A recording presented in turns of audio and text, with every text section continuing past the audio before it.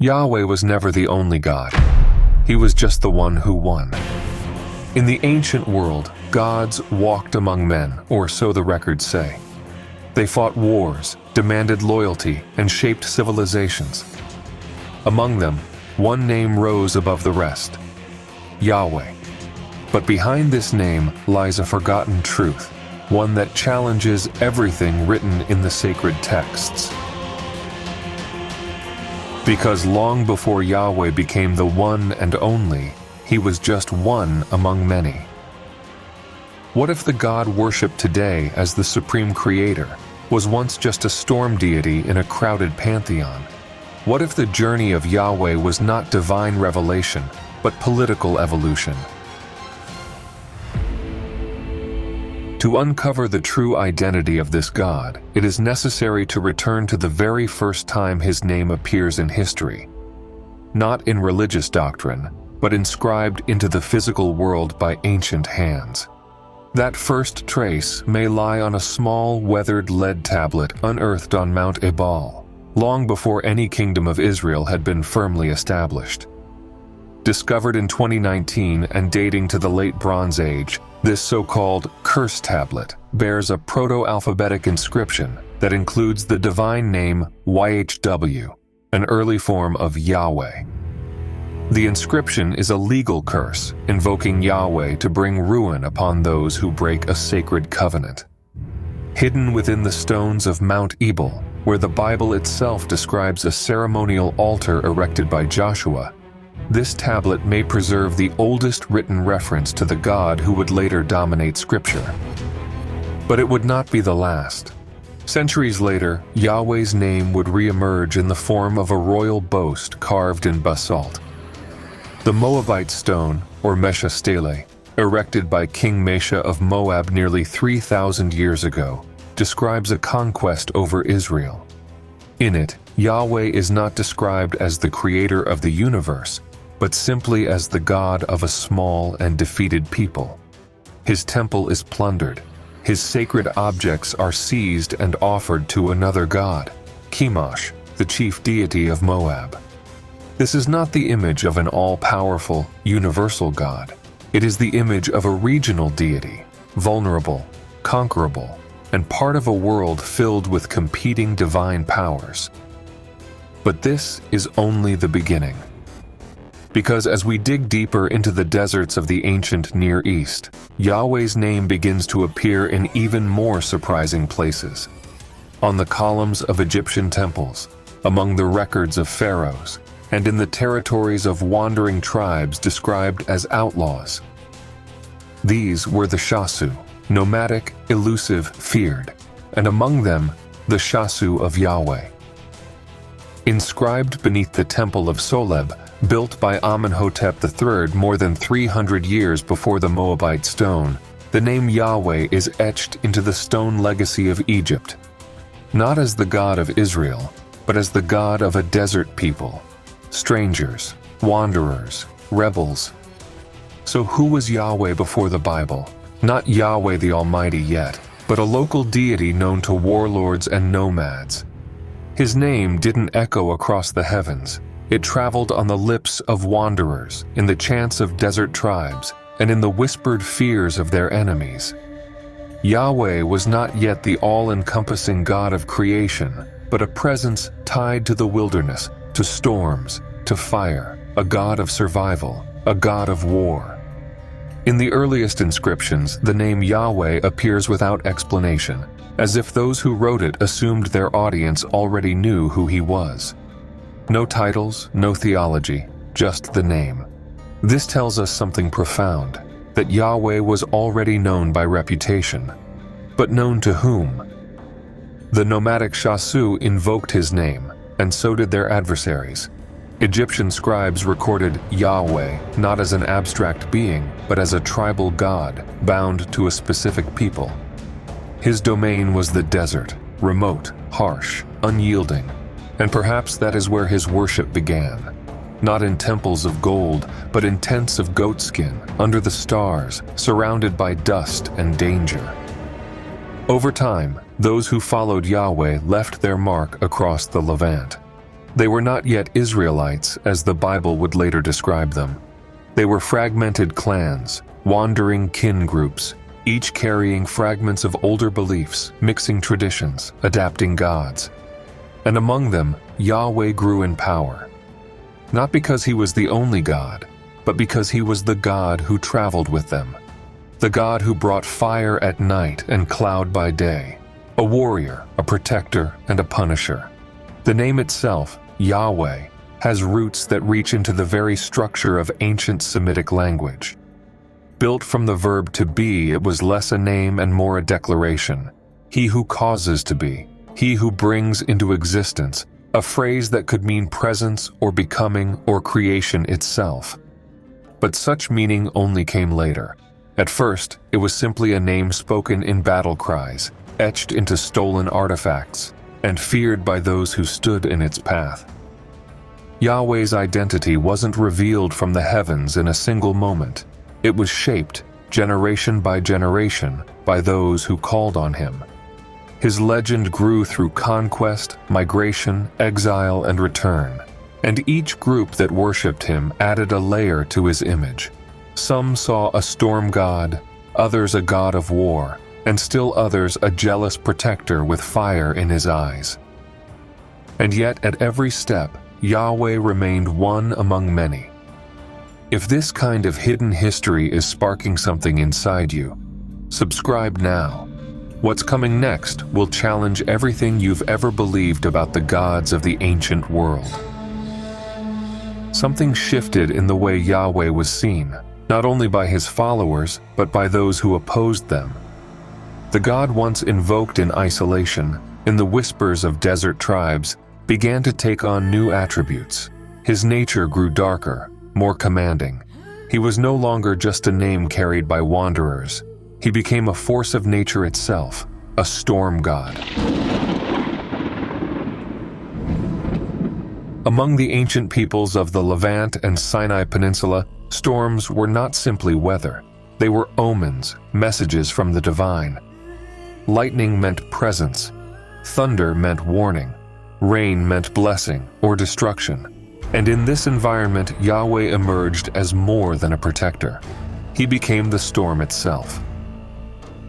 The early Israelites described Yahweh in terms unmistakably drawn from this world: a pillar of cloud by day and a pillar of fire by night. These were not symbolic metaphors. They were visual experiences, a literal manifestation of a God who moved with his people. The smoke and fire that led them through the wilderness mirrored the divine processions of older desert deities, often depicted as riding on clouds or appearing in lightning. This was not abstract theology, it was visceral, physical power. The book of Exodus captures this with chilling clarity. Mount Sinai was wrapped in smoke because Yahweh had descended upon it in fire, and the whole mountain trembled violently. This image is nearly identical to the Canaanite depictions of Baal, the storm god, who would descend in thunder to assert dominion. It's also echoed in Ugaritic texts, where gods arrive with earthquakes and fire, and the sky splits open at their command. But Yahweh stood apart in one key way. He walked with his people. Unlike Baal, who was fixed to Mount Zaphon, or El, who reigned from distant cosmic realms, Yahweh moved, nomadic, untethered. This made him a tribal god in the truest sense, a being whose presence was not confined to temples, but was experienced in real, terrifying phenomena across the deserts of Edom, Midian, and the southern Levant. Among the Midianites, an ancient Semitic people who occupied regions of northwest Arabia, Yahweh's presence was especially strong. Biblical traditions place Moses in Midian before his encounter with the burning bush, where Yahweh first reveals his name. But this revelation might not have been a new name at all. It could have been an old one, already known to the Midianites, the Kenites, and others dwelling beyond the bounds of Israel. Moses, a fugitive shepherd in foreign land, did not discover a God unknown to man. He encountered a God already feared in the desert. And perhaps the most provocative connection lies not in Canaan or Midian, but in the deeper mystery that surrounds these early Semitic gods, the possibility that Yahweh's identity intersects with the legacy of the Anunnaki. The same regions where Yahweh's name first emerges, stretching from Edom to Sinai and into Mesopotamia, were also home to the ancient stories of the Anunnaki. These were the great gods of Sumer, Akkad, and Babylon, beings said to have descended from the heavens, bearing power, wisdom, and wrath. Enlil, the lord of the air, Adad, the storm god, Ninurta, the warrior, and Enki, the giver of knowledge.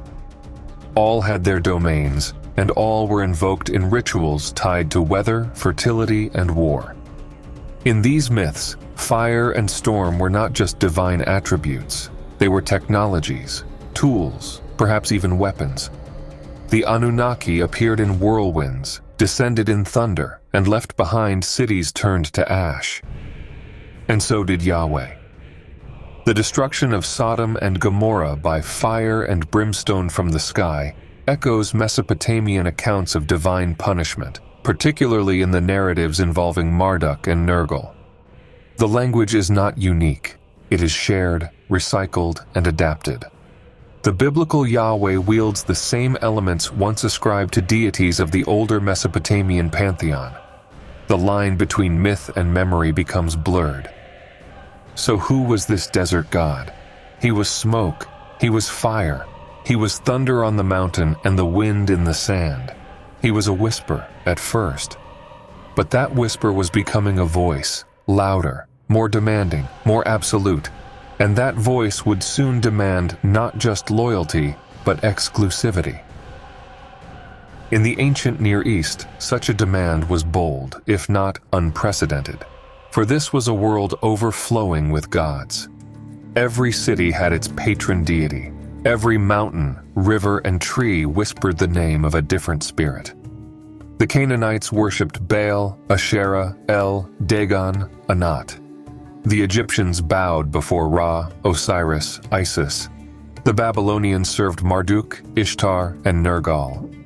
Even within households, family gods, known as teraphim, were kept, guarded, and passed down through generations. The spiritual world of the ancient Israelites was no different. Before they were ever called monotheists, the early Israelites were part of this divine mosaic. They recognized many gods, and at times even worshipped them. But what set them apart, what marked the beginning of something transformative, was not a denial of the gods around them, but a deliberate choice to serve only one, Yahweh. This was henotheism, the worship of a single god without denying the existence of others. And in the case of Israel, it wasn't born purely from revelation. It was shaped by necessity. As tribes settled and sought to unite, especially during the period of the judges and the early monarchy, Yahweh became more than a divine protector. He became a political symbol, a banner under which fragmented clans could rally. What do you think? Was Yahweh chosen because he was the most powerful or the most useful? Drop your thoughts in the comments. I want to hear how this hits you. The confederation of 12 tribes required cohesion, and cohesion required a shared story, a shared ancestor, and a shared God. Yahweh offered all three. He was the God who delivered from Egypt, the God who thundered at Sinai, the God who brought victories in battle and vengeance against enemies. He didn't just protect the Israelites, he defined them. And through that identity, the early kings, Saul, David, Solomon, cemented their authority. By the time of David's rise to power around 1000 BCE, the transformation of Yahweh from tribal storm god to national deity was well underway.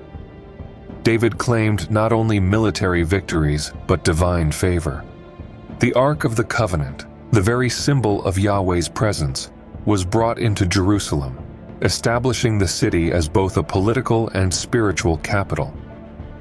From this moment on, Yahweh was no longer the God of wandering tribes. He was now the God of Zion. But the people of Israel were still surrounded, geographically and culturally, by polytheism. Even within their own borders, the memory of other deities lingered.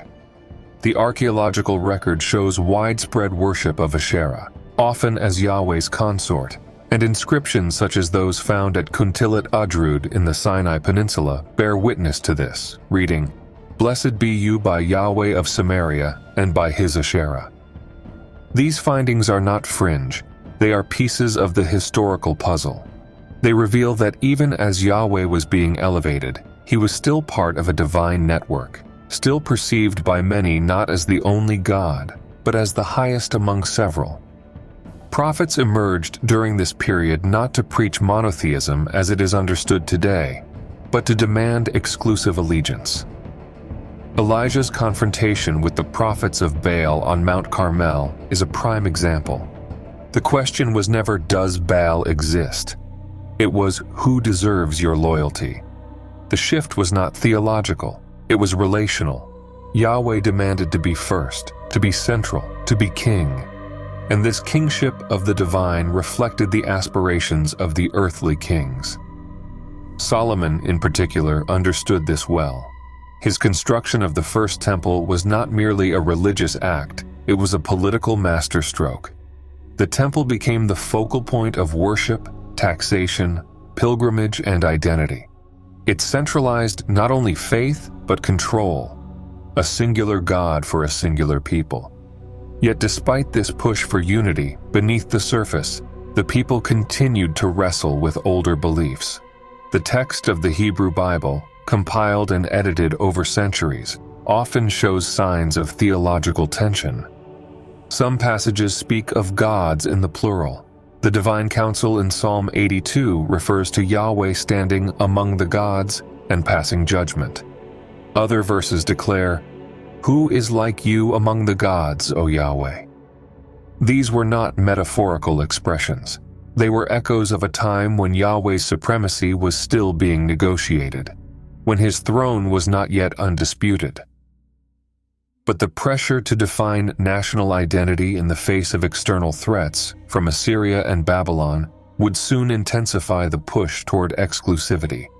And it would be in the crucible of exile and empire that Yahweh's final transformation would take place, from first among many to the only one. But such a transformation did not occur without casualties. As Yahweh ascended, others were pushed into silence.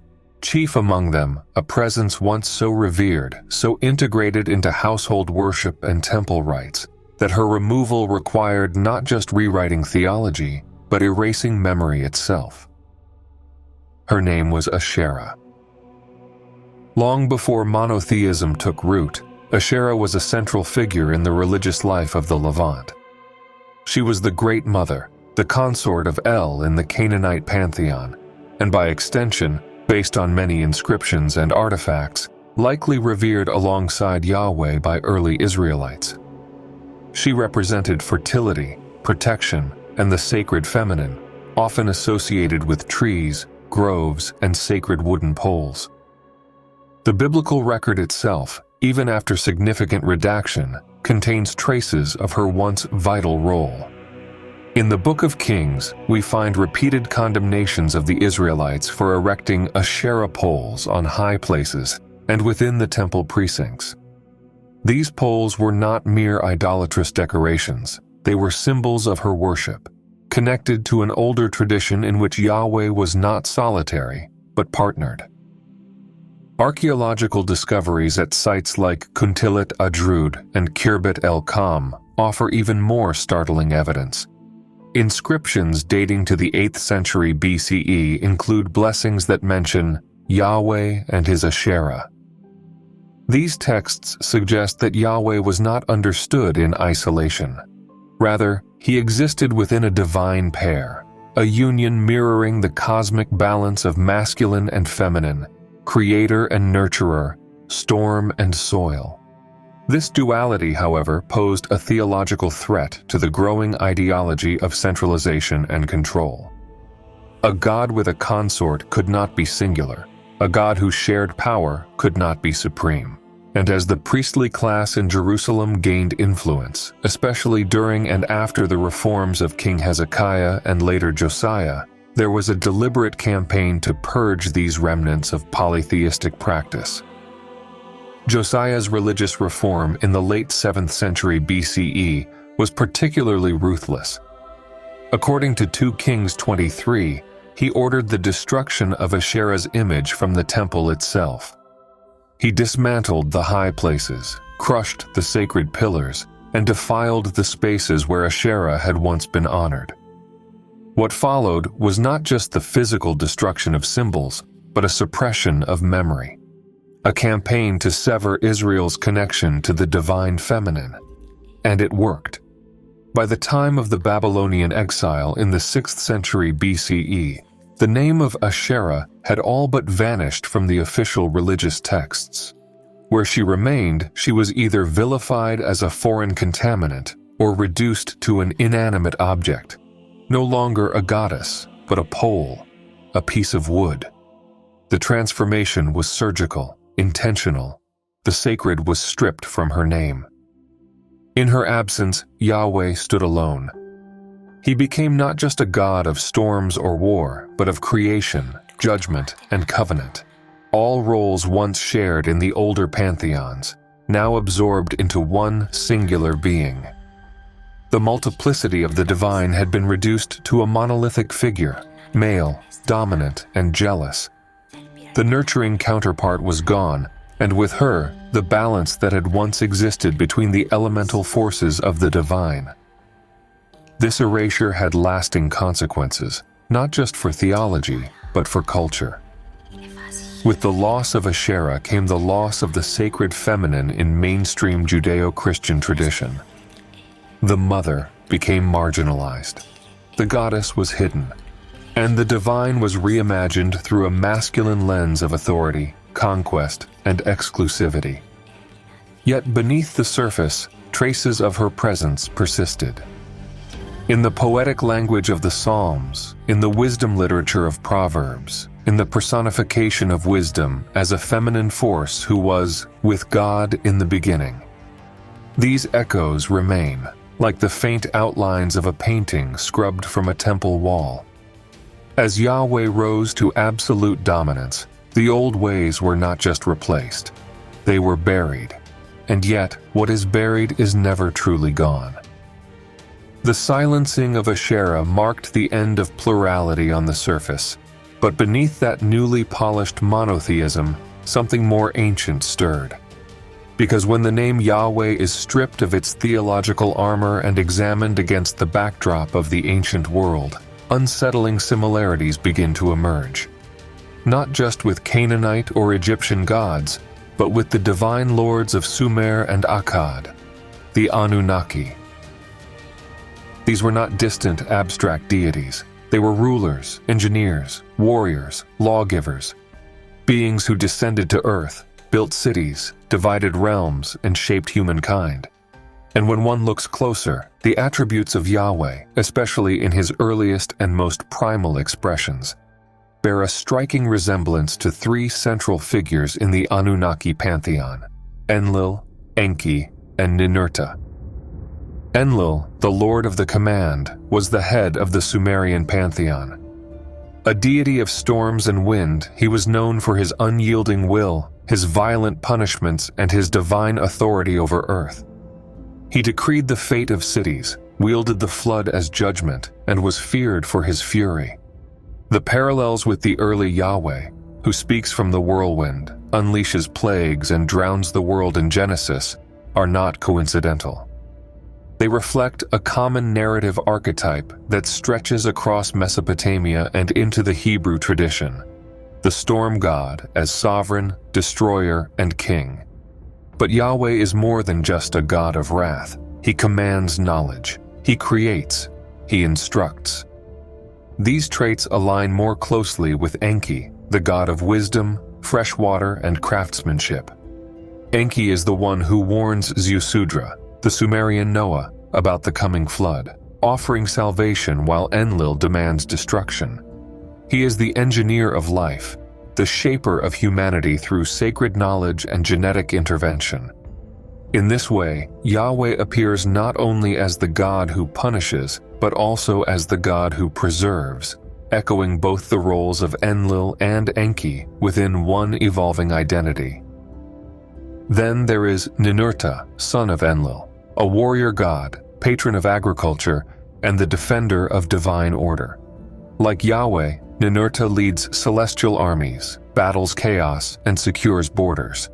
In some inscriptions, Ninurta is even described as the mysterious god who hides in a secret place, invisible to all, a motif mirrored in the biblical assertion that no one can see God and live. In battle, Yahweh is the Lord of hosts, commanding the divine legions. In peace, he is the provider of land, grain, and justice.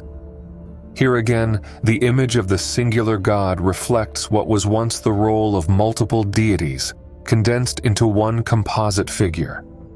This raises a profound question. Was Yahweh ever a singular entity?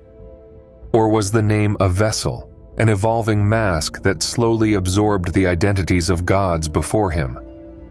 The possibility is not a modern invention. Linguistically, Yahweh may have begun not as a proper name, but as a title, a declaration of action or presence, he who causes to be.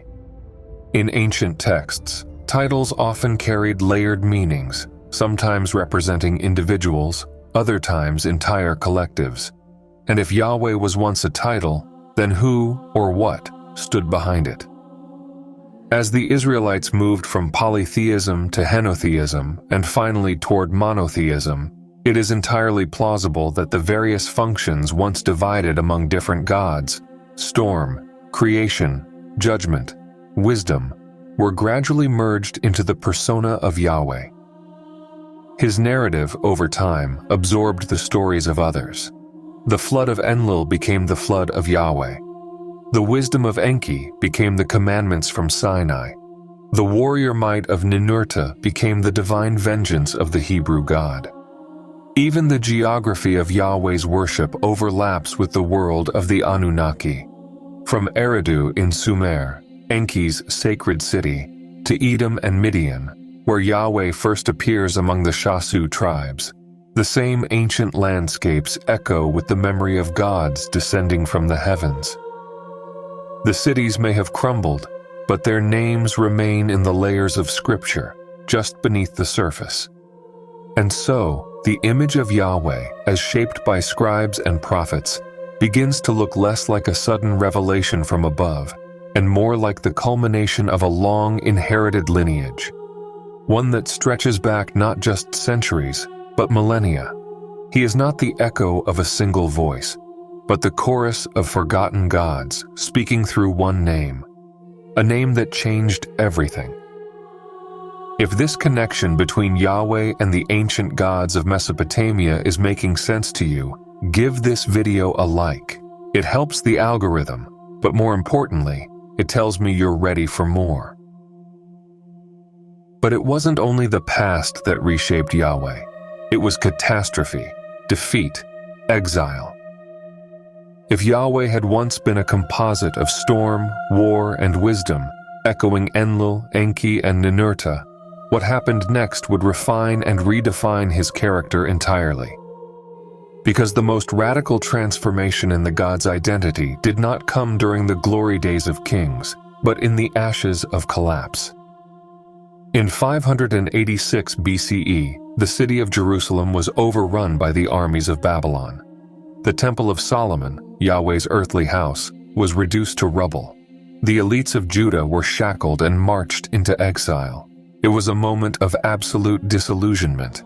The one God, once believed to be invincible, had not protected his people. His temple had fallen. His covenant, it seemed, had failed. And yet this was precisely the moment when Yahweh became truly immortal. The Babylonian captivity did not destroy Israelite religion, it transformed it. With no temple, no throne, and no land, the exiles turned inward.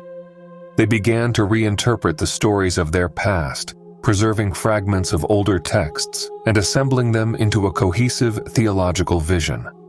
The oral traditions of prophets, priests, and poets were written down, edited, and codified.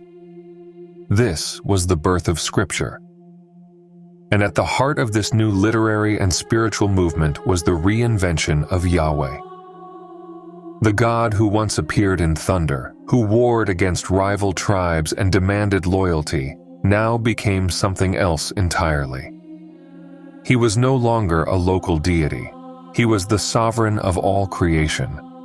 In texts written or redacted during and after the exile, like Isaiah 40:66, the priestly sections of Genesis, and the books of Ezra and Nehemiah, Yahweh is reintroduced not as the God of a mountain, a storm, or a people, but as the architect of the universe.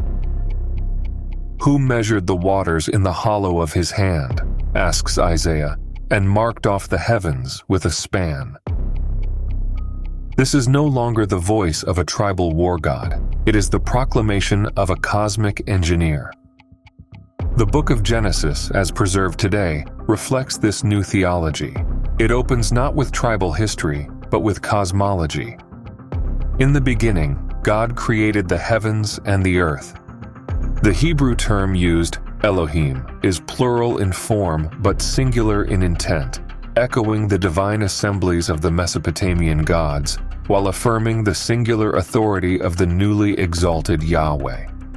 The storm god had become the source of order itself, the bringer of light, the divider of sea and land, the origin of life.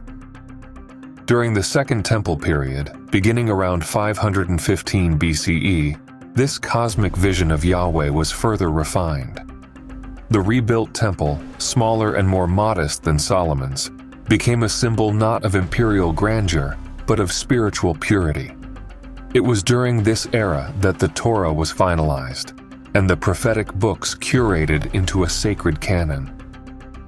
Priests and scribes, influenced by both Persian and Babylonian ideas, reconstructed Yahweh's image as one of supreme transcendence. No longer did he walk in gardens, argue with mortals, or inhabit clouds. Now, Yahweh became more distant, more ineffable. He was the Lord of time, the sustainer of the world, the invisible force behind history. The human-like characteristics of the earlier texts, Yahweh's rage, his regrets, his negotiations, were retained, but often recontextualized through poetic and allegorical filters. He also became a redeemer. The prophets of the exile, like Ezekiel and Deutero-Isaiah, began to speak of Yahweh not only as a judge, but as a healer of nations, a restorer of broken covenants, a father to the orphaned people of Israel. The language of relationship remained, but it was now universalized. Yahweh's promises were no longer tied to a strip of land or a single bloodline. He was now described as the God of all nations, who would gather exiles from every corner of the earth and establish justice across the entire cosmos. This theological expansion created a bridge, one that would later be crossed by early Christianity and Islam. In Christian doctrine, Yahweh becomes the Father who sends his Son to redeem the world. In Islam, he is Allah, the merciful and just, worshipped not just by one tribe or people, but by all creation. Yet at the core of these evolving beliefs, the transformation remains clear. The storm god of the Sinai, the fiery presence who led tribes through deserts and thundered from mountaintops, had become the unmoved mover, the cosmic father, the one God above all. And yet, even as he soared to universal heights, fragments of his older self remained embedded in Scripture, in language, in metaphor, in ritual. The God of creation still speaks in the voice of the warrior. The Redeemer still appears in fire and cloud. The infinite still echoes the storm. The mask had changed, the name had endured. But the question that lingered beneath it all was no longer who Yahweh was, but what he had become. Because once Yahweh was enthroned as the cosmic creator, Once his image had absorbed the roles of storm god, lawgiver, redeemer, and father, another question began to emerge. One that could no longer be answered by theology alone. Who was Yahweh really? To approach this question, it is not enough to simply look backward through the lens of tradition. One must also look sideways, into the margins of ancient history, into the fragments preserved not by priestly scribes, but by archaeologists, into the languages of stone, clay, and fragmented memory, into oral traditions and inscriptions excluded from the official canon. What emerges from this exploration is a radically different image of Yahweh, one that challenges conventional assumptions and reopens questions long buried. This image is not of an eternal, singular deity hovering beyond time and space, but of a being or beings whose identity evolved, transformed, and perhaps even fragmented across cultures and ages. From this perspective, Yahweh may not have always been the omniscient, all-powerful creator of the cosmos. Rather, the name Yahweh may have originally referred to a powerful entity of terrestrial presence, an intelligent being, deeply connected to early humanity's development and survival. A force not of abstraction, but of action, not beyond the stars, but among them. In this framework, Yahweh could have been a high-ranking figure among a group of advanced entities once revered as gods, beings often described in ancient texts as descending from the sky, commanding great power, and interacting directly with early civilizations. The plural form Elohim, used in the book of Genesis, has long suggested a divine assembly rather than a solitary god. And in passages such as Psalm 95:3, where Yahweh is described as a great king above all Elohim, the echoes of a hierarchical divine council grow louder. What if the name Yahweh was never fixed to a single identity? What if, over time, it became a mantle, an inherited symbol passed down, reassigned, or reinterpreted? A title rather than a person. In that case, Yahweh may not have been one specific being, but a role assumed by different entities across time, each reflecting the needs and fears of the people who worshipped him. Rather than dismissing the possibility of non-human intelligence in ancient history, this interpretation reframes it. It suggests that Yahweh's identity, like that of Pharaoh or Caesar, could have functioned as an official rank, denoting supreme authority among a pantheon or class of beings known by different names throughout the ancient world. This theory finds powerful resonance in the shifting portrayals of Yahweh across the Hebrew Bible.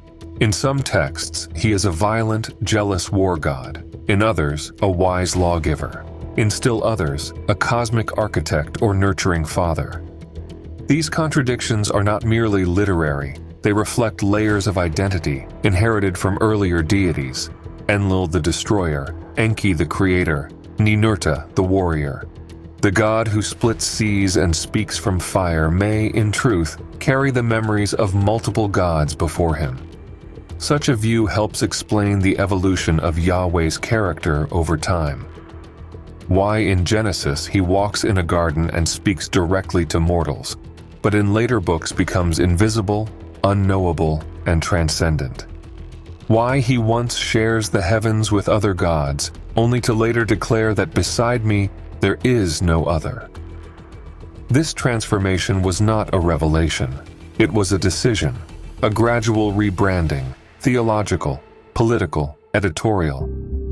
It suggests that Yahweh's rise to supremacy was not the inevitable unveiling of a universal truth, but a constructed convergence of narratives, beliefs, and agendas. His singularity was useful. His dominance brought cohesion, and in that process, older gods were absorbed, overwritten, or silenced. What remained was a monolithic name, carrying the echo of many. And perhaps what was absorbed was not only divine character, but history, technology, knowledge, power. Yahweh, in this view, may be the last surviving name of a lineage of ancient beings, physical, intelligent, and once present on earth. Beings whose legacy endured not through monuments, but through myth, whose actions were remembered in stories of fire, law, and skyborne judgment. A mask worn by different faces across time, whether as the singular God of the exiles, the jealous deity of the prophets, the cosmic father of theologians, or the mysterious visitor of the ancient skies. Yahweh's identity remains the most guarded mystery of all. And behind the curtain of redacted scripture, forgotten tablets, and forbidden history, that mystery still waits to be revealed. But perhaps the greatest mystery of all isn't found in ancient scrolls or forgotten temples. Perhaps it lies not in the identity of Yahweh, nor in the roles played by the Anunnaki, but in the very question that has haunted humanity since the dawn of consciousness. Where does the divine truly reside?